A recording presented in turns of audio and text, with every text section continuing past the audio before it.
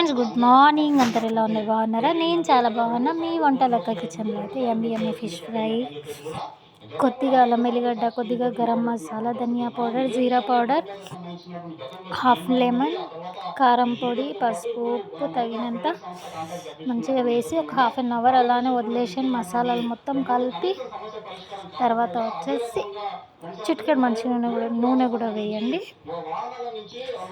And fry చేసేటప్పుడు ఒక 5 నిమిషాలు అలానే వదిలేయండి హై ఫ్లేమ్ మీద.